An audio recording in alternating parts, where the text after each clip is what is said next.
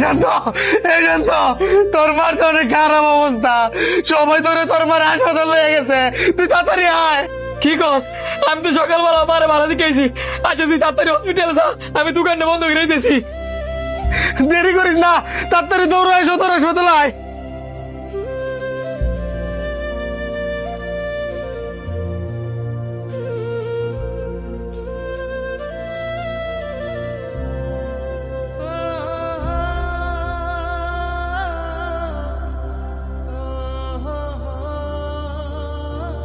হে মুরব্বী, মুরব্বী,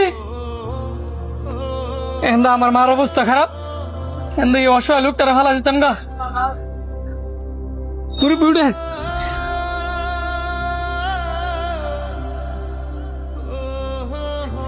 কি করি অনে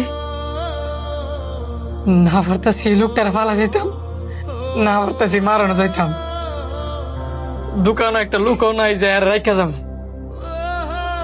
এক কাজ করি, বয়ে না থাকিয়া এই লোকটা লাগে একটা ডাক্তার ডেকে লই।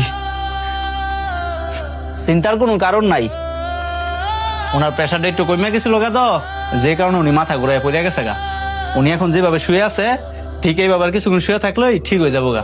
যদি পারেন তাহলে একটা খাবার স্যালাইন না খাওয়াই দেন।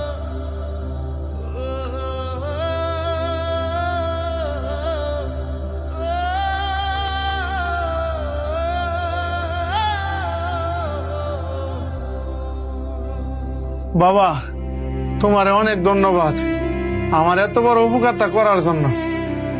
কাকা ধন্যবাদ দেওয়ার কিছু নাই, মানুষই তো মানুষের জন্য। আপনি অনেক ঠিক আছেন? একা একা কি বাসা যাইতে পারবেন? যাইতে পারমো তো বাবা, তোমার চোখের মধ্যে পানি কেড়ে।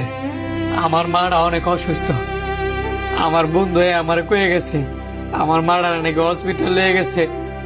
হ্যাঁ নই যাইতেছিলাম, রাস্তায় যাওয়ার পথে আপনি অজ্ঞান হয়ে বেড়ে গেছেন গা। মানে আপনিও তো আমার বাবার মতোই, আমার বাবার বয়স। মানে আপনার রাইখে আমি কেমনে চাই, এই কারণে আপনার আমি দোকানে লইছি। তো বাবা তুমি তাড়াতাড়ি তোমার মার কাছে যাও, আল্লাহর কাছে দোয়া করি আল্লাহ যেন তোমার মারে তাড়াতাড়ি সুস্থ করে দেয়।